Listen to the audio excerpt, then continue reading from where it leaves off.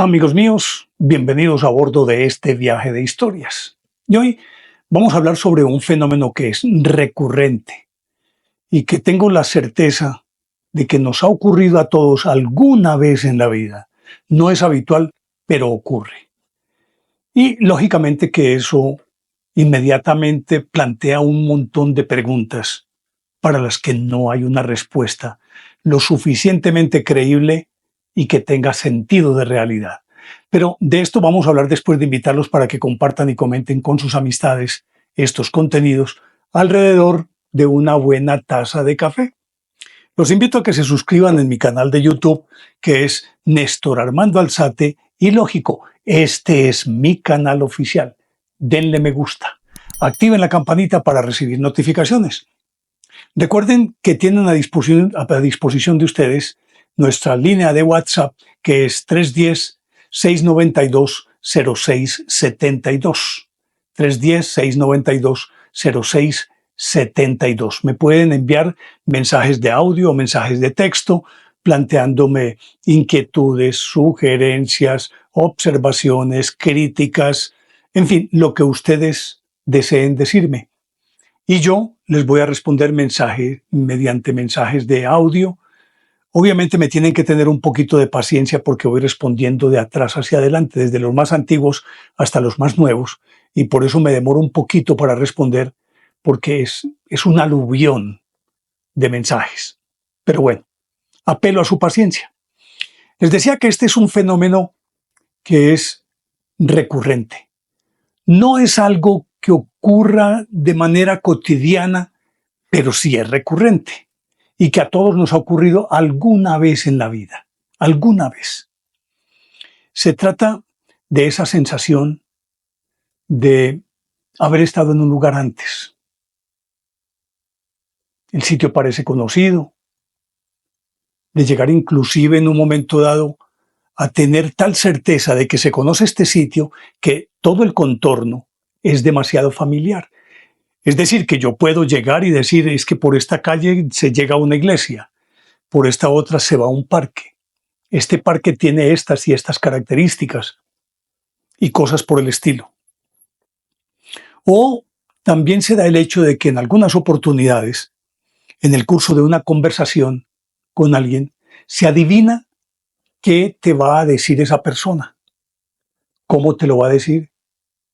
Y algunas veces se puede entrever qué es lo que te quiere decir e inmediatamente son esos casos en los que uno tiene la respuesta.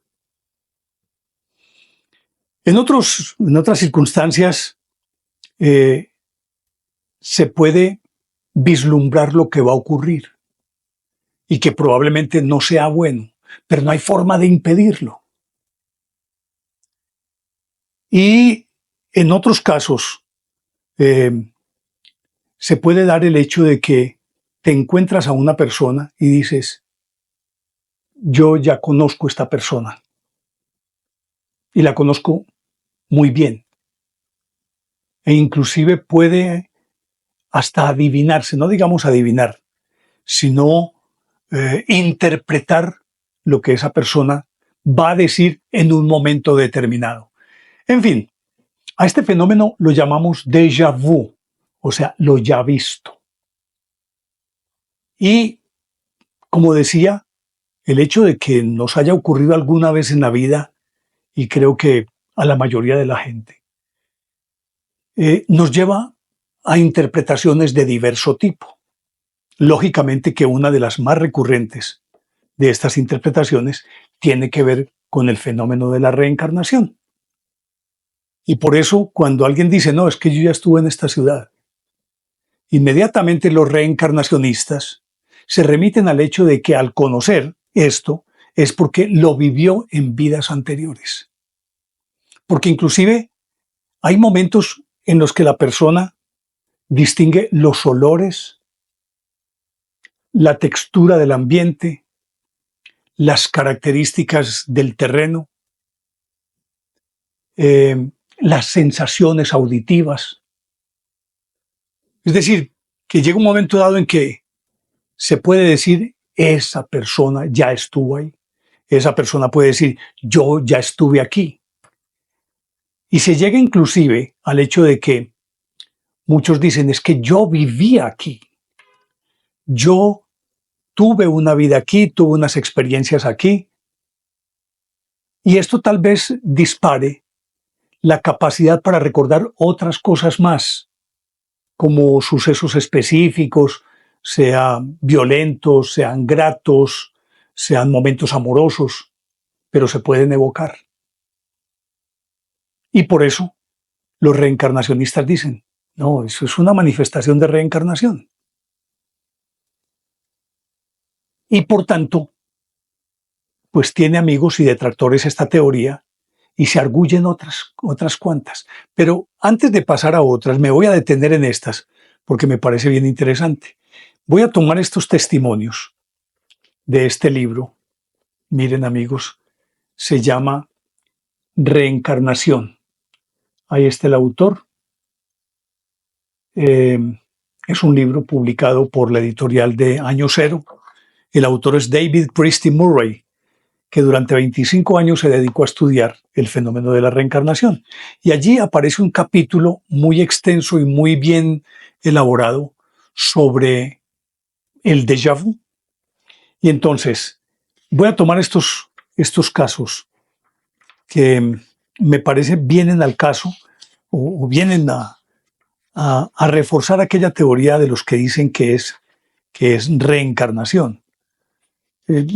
Tengo un montón de casos aquí en este libro, pero voy a decir unos cuantos nomás. Más que decirlos, los voy a leer.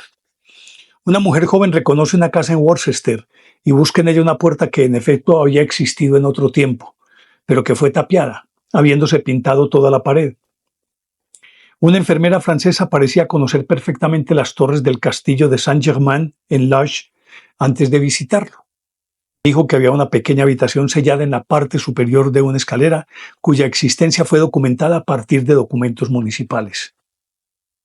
Una mujer del sur de Estados Unidos que visitaba por primera vez las ruinas del castillo de Heidelberg trazó el dibujo de una habitación peculiar situada en una parte inaccesible del edificio antes de haberla visto. Después recibió la impresión de un libro y supo que en él se encontraría el nombre de un antiguo profesor alemán. Se llevó a cabo una primera investigación sin éxito, a la que siguió una segunda ante la insistencia de la mujer y se encontró el libro. Ella estaba convencida de que yo estaba en posesión del alma de una persona que había conocido Heidelberg 2 o 3 siglos antes. Dice Ruth Montgomery en su libro Her and the Hereafter. En él afirma ella que conocía el camino que conducía a la cámara real de la Gran Pirámide antes de entrar en ella en su primera visita. Sabía que había estado antes en la pirámide, tenía la sensación de pertenecer a Egipto y también a ciertos lugares de Palestina. Bueno, me encuentro por aquí otro. Cuando contaba 20 años de edad, un joven llamado Najib Abu Farai se trasladó a varios cientos de kilómetros del distrito en el que había vivido, instalándose en el Jebel Drush, que le pareció más familiar que sus propias montañas. Reconoció como suyos un pueblo y en él una casa. Una vez en el interior, puso al descubierto un escondite desconocido para todos, en donde él había ocultado una bolsa de dinero. La bolsa aún estaba allí. Estas y otras evidencias lo identificaron con un tal Mansur Atrash, muerto en 1897. Bueno, esto es evidentemente un caso de reencarnación. Y así por el estilo. Varios casos más.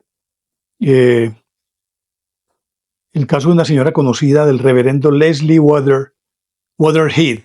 Le describía en una carta que le dirigió en octubre de 1959 algunas de las experiencias de déjà vu de su hijo David. En una visita que hizo a una villa recién excavada en las afueras de Nápoles, el muchacho se arrodilló junto al baño descubierto bordeado de baldosas que mostraban los signos del zodíaco. Su madre le fue explicando el significado de las baldosas en relación con los antiguos propietarios de la casa. Al pronunciar el nombre de Marcus, el muchacho se echó a llorar y dijo: «Sácame de aquí, mamá, sácame de aquí. Fue todo tan terrible que no lo puedo soportar». Afirmó que hallándose en otra ocasión de visita en unas cuevas de Guernsey, utilizadas en otra época como prisiones para los soldados franceses, observó a un hombre joven que había sido emparedado en una de las cuevas. Las autoridades negaron que aquella cueva existiera, pero ante la insistencia de David se derribaron los muros, se descubrió una puerta tapiada y tras ella un esqueleto tendido en el suelo. Una investigación efectuada en los archivos confirmó el nombre mencionado por el muchacho. Eh,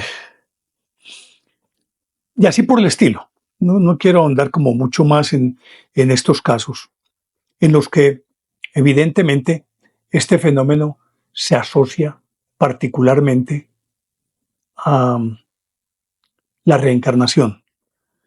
Eh, un momentico. Hay un caso por aquí que quería contarles. Tal vez no lo encuentro. Vamos a ver si lo... En el que una señora veía recurrentemente una casa. Lo estoy contando, no lo encuentro así rápidamente. Y entonces soñaba con esa casa y soñaba con esa casa. Y un día iba en función de alquilar una casa y llegó a una casa y era con la que ella soñaba. Entró, la vio y la señora de la casa, oígase bien, la señora de la casa, la que se la estaba mostrando, se quedó paralizada cuando la vio. Y una vez que ella medio se calmó, le preguntó que por qué esa reacción. Y la señora le dijo, es que eres el fantasma que recurrentemente he visto yo en esta casa. ¿En serio? Sí. Pues según eso, en otra vida, ella había vivido ahí, murió, ¿no? En fin.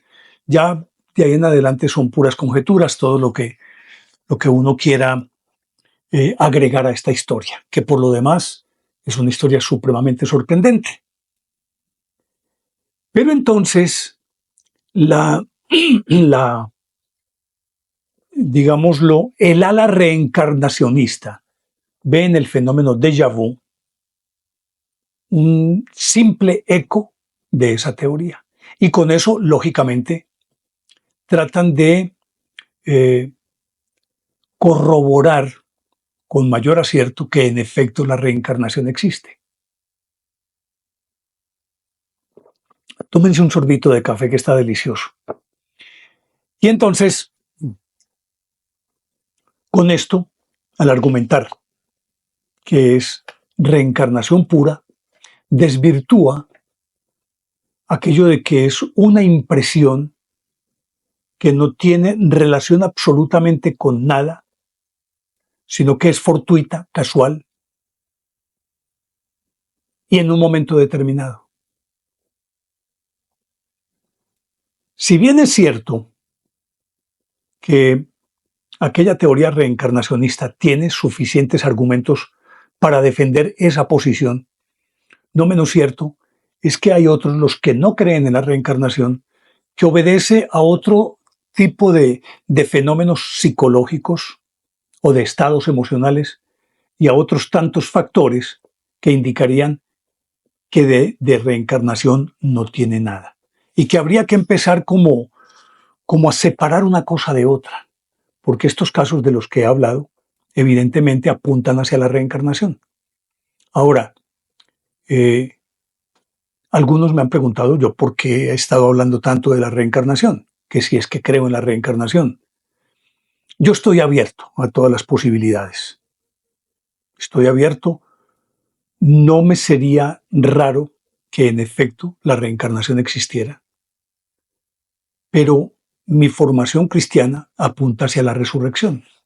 No obstante, al mirar las dos aristas o las dos caras de este que es una misma moneda, pienso que a la hora de la verdad, la una no reñiría con la otra y asimilaría más la reencarnación. Ojo, por favor, a quienes son profundamente católicos o cristianos, les voy a pedir que no me matriculen en en uno u otro lado.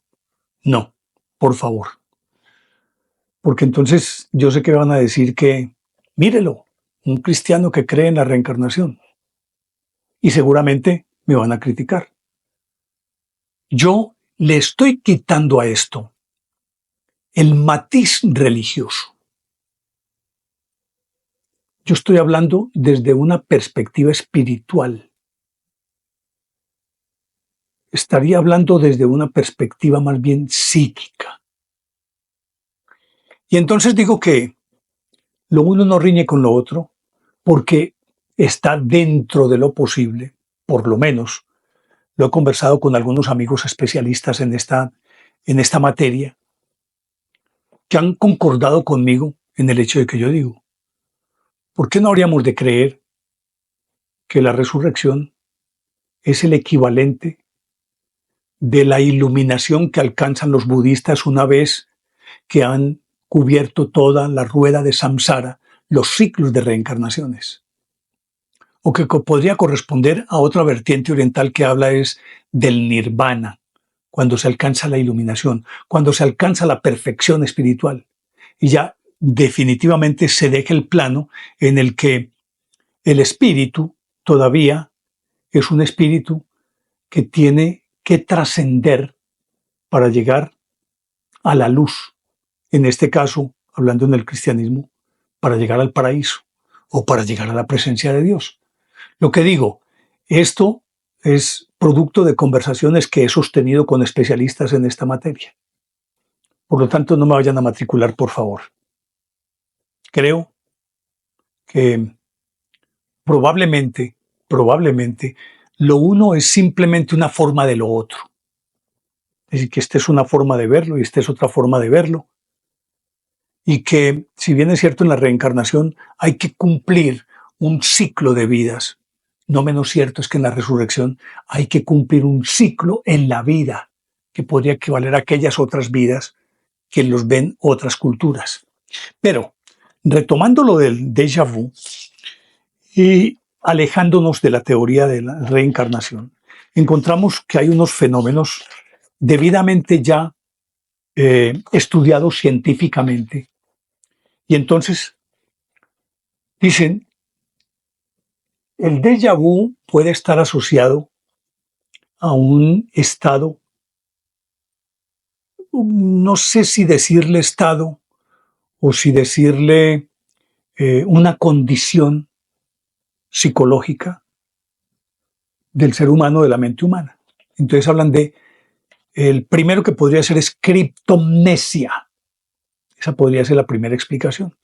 La criptomnesia consiste en que la persona, en su ciclo vital y en la medida en que empieza a crecer, esa persona va acumulando conocimientos y recuerdos y recuerdos y recuerdos que casi que lo meten como en una especie de archivador. Está ahí guardado en compartimientos que tiene la memoria. Pero como suele suceder, hay cosas que uno echa en un cajón y se le olvidan. Y luego al cabo del tiempo, por X o Y circunstancia, lo encuentra o recuerda en dónde lo tiene y va y lo busca. Pues la criptomnesia, entonces, se define como que la persona, en un momento dado de su vida y en circunstancias específicas, puede recuperar un hecho, un conocimiento, una cara, una situación que está enterrada en su memoria, o sea, en lo más profundo del cajón. Y de pronto, simple y llanamente, aflora ante unas circunstancias específicas. Y tiene que ver entonces con que esos recuerdos proceden de la más tierna infancia. Y cuando hay un estímulo externo en una circunstancia específica ya de adultez, inmediatamente se recurre a ese recuerdo y permite que aflore. Es el momento en que la persona puede decir, yo ya viví esto, pero resulta que es un recuerdo enterrado en lo más profundo de su tierna infancia y que probablemente por X o Y circunstancia, o por un miedo infantil, o por una presión, por cualquier cosa, simplemente el mecanismo defensivo que tiene el ser humano lo lleva a olvidar aquello que le duele o lo afecta. Y este podría ser un caso de esos. Pero después tenemos también otro que se llama el recuerdo falso. Y tiene que ver con que una escena vista en una situación específica podría simplemente ser confundida con algo que pertenece a un recuerdo lejanísimo, pero que es muy similar a esto que está viendo. Es decir, en este caso se podrían confundir. Pongámoslo que es una casa. Entonces la persona llega y dice, yo esta casa ya la conozco. Pero resulta que tiene en su memoria una casa de las mismas características, muy parecida, similar, idéntica. Y esto podría uno decir, pero ¿cómo puede ser eso? Sí, porque hay casas idénticas. Sobre todo cuando impera un estilo para la construcción en una ciudad. Quiérase que no. Voy a poner una comparación que yo podría decir que es superlativa, pero que tiene sentido. Es que las catedrales góticas, si bien es cierto, cada una tiene su identidad, no menos cierto que en sus formas encuentra uno muchas cosas similares. Por decir algo, los rosetones, o sea, aquellas formas que son como vitrales que regularmente están en el frontis de las iglesias en forma redonda y que tienen todas sus piezas en formas de pétalos. Ese es un rosetón. Todas tienen rosetones. Todas tienen gárgolas. Entonces, una persona que ha visto una de estas, deja a otro lado y dice, yo ya vi esto, pero es otra. Lo que pasa es que por su estilo y por la tendencia del momento en que fue construida, esa edificación entonces da la sensación de que podría ser la misma. Por ejemplo, me remito a algo que yo conozco. En mi tierra, en Antioquia, República de Colombia, hay un estilo que se llama antioqueño campesino, no recuerdo bien. Lo cierto del caso es que son casas en forma cuadrada, de techo de teja, de barandas que bordean toda la casa y entre la baranda y la pared hay unos corredores largos y anchos y muchas veces es un corredor que discurre por los cuatro costados de la edificación, es decir, en la parte delantera, por un costado, va por detrás y aparece por el otro lado. Y habitualmente se han pintado de rojo y blanco, son como los colores más no digamos más llamativos, sino los más usados. Y por lo tanto llegas a una casa de esas y la ves, con ventanas pequeñas, puertas relativamente angostas, de doble ala. Por lo tanto llegas y miras ahí y dices, no, yo esta casa ya la conozco. Entonces, como pueden ver, es probable que ese recuerdo falso, que sería esta categoría, lo lleve a uno a reconocer algo de lo que ya tiene una noción o una referencia, pero que por la vida misma simplemente se ha olvidado. Pero siempre que se llega, se encuentra, entonces se puede confundir una cosa con la otra. Ahora, y esta me parece a mí supremamente novedosa, una explicación de tipo fisiológico. Se lo leía a este señor, a David Priestley Murray, que se remite a unos estudios que se han hecho en distintas universidades, que según ese estudio, resulta que, a ver que si lo encuentro por acá, la criptomnesia, ya hablé de ella, explicación fisiológica, bueno, aquí está. En vez de decirlo yo, lo voy a leer. Es decir, lo voy a leer en vez de explicarlo con mis palabras. Hay varias explicaciones fisiológicas. Una de ellas es un funcionamiento un funcionamiento doble de los hemisferios cerebrales. Esto impone sobre el sujeto una especie de doble exposición, con lo que la escena se ve dos veces.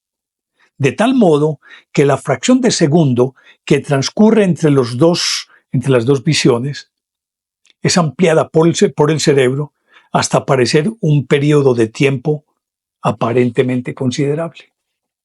Yo lo entiendo como que los dos hemisferios están funcionando al unísono, pero uno va una fracción de segundo adelante del otro. Y resulta que ese lo ve y queda en el subconsciente. Cuando la persona, al instante, ya recibió la información de ese hemisferio que iba adelante. Y por eso tiene la sensación de decir, yo ya viví esto.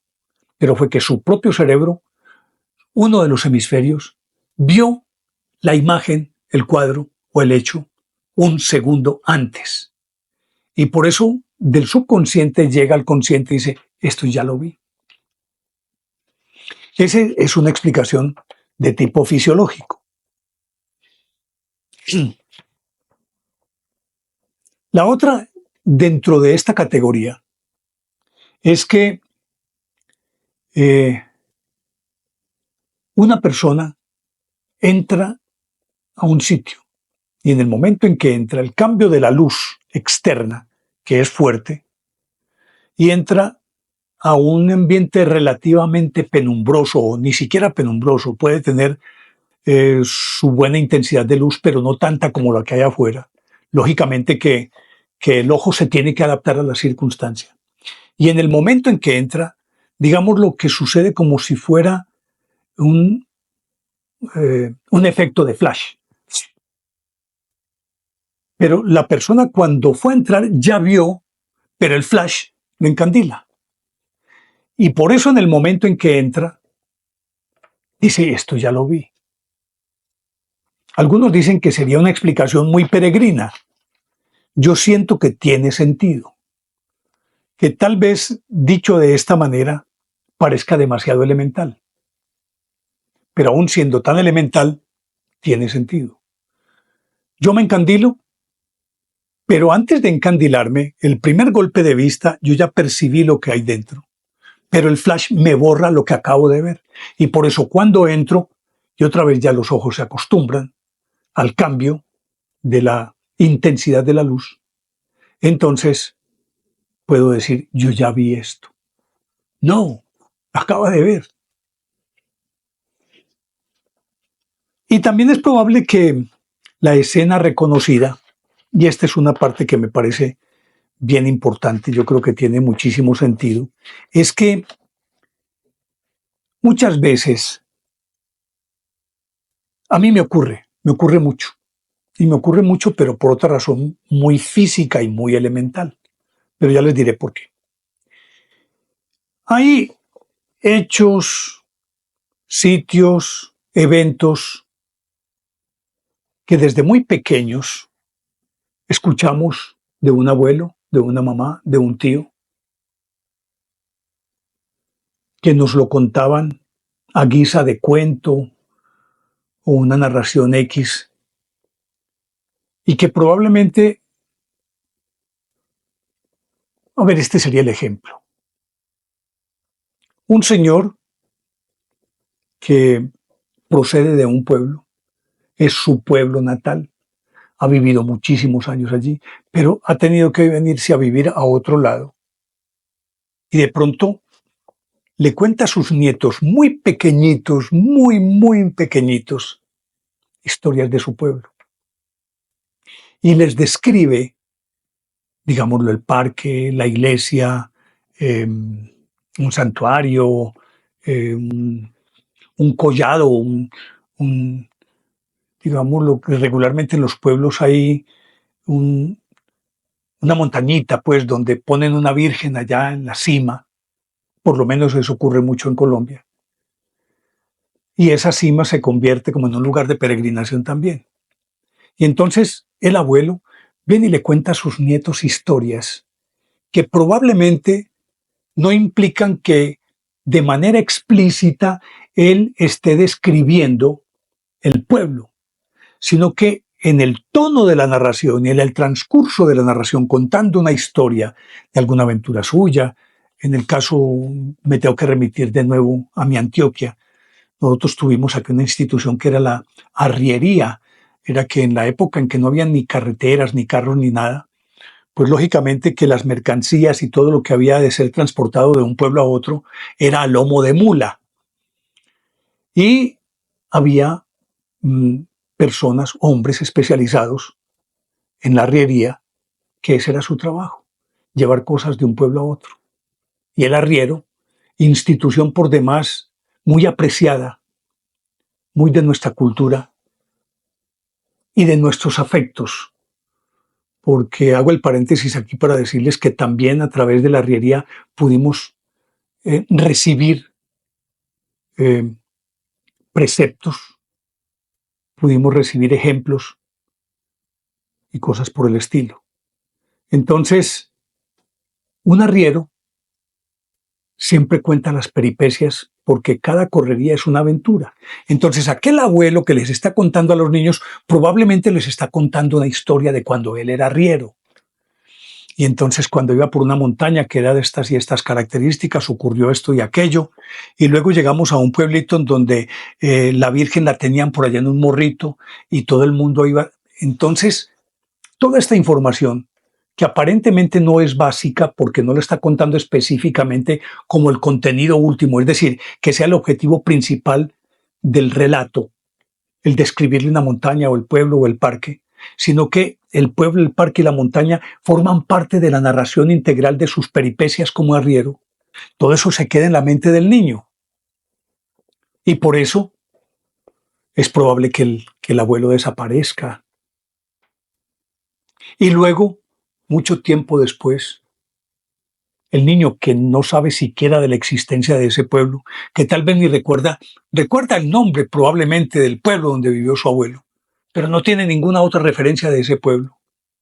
Llega al pueblo y dice, uy, ve, y puede llegar tan familiarizado que puede él guiar a los demás y decirle, no, es que por esta calle vamos allá que el morrito donde está la Virgen, pero por esta otra calle podemos ir a tal y tal y tal parte.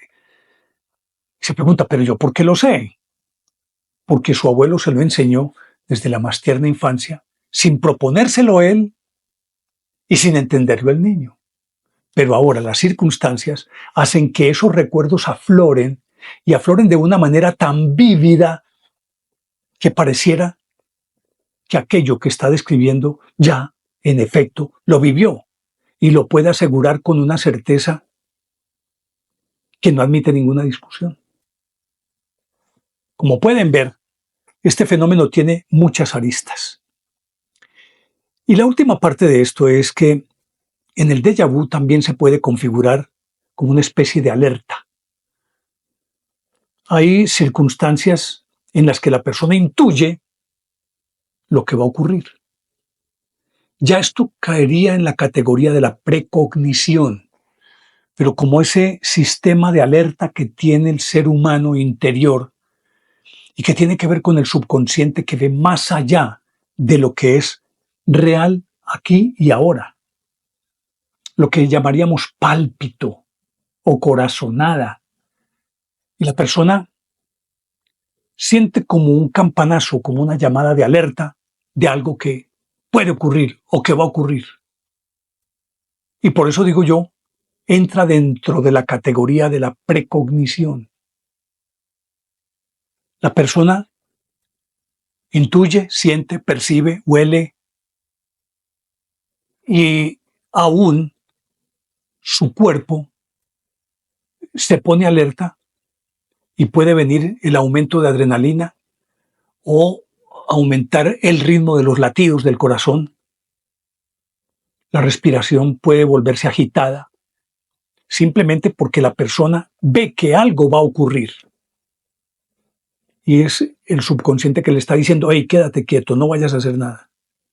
O no necesariamente tiene que ver con la persona específicamente, sino con alguien del entorno. Hey, no te vas, que te va a ocurrir algo. Porque esa persona lo previó. Todo esto lo englobamos dentro de eso que llamamos déjà vu. Y que, como hemos visto, tiene un montón de explicaciones. Que ninguna de ellas realmente puede uno decir que es certera, que es cierta, que es comprobada, sino que todo esto son simplemente teorías. Unas más creíbles que otras, algunas muy rocambolescas, que a mí que me cuenten una historia de vaqueros, que no me la creo. Pero el fenómeno está ahí. Ahora, ¿cuál es la explicación? Nadie la tiene. Y mucho menos si hablamos de una explicación lógica. No la hay. Pero el fenómeno está. Y lo hemos vivido usted y yo. Y pregúntele a cualquiera de su entorno y con seguridad que le ha ocurrido alguna vez en su vida. Por eso es bueno observar este tipo de cosas y sacar las propias conclusiones. Si cualquiera de estas explicaciones, aquello que está viendo o percibiendo, encaja dentro de alguna de esas explicaciones. Probablemente no encaje en ninguna. Entonces, el déjà vu sí existe. Pues bien, quería contarles esta historia. Espero que les haya gustado. De ser así, denle me gusta, activen la campanita para recibir notificaciones y les dejo la pregunta de siempre. ¿Les parece lógica o ilógica esta historia?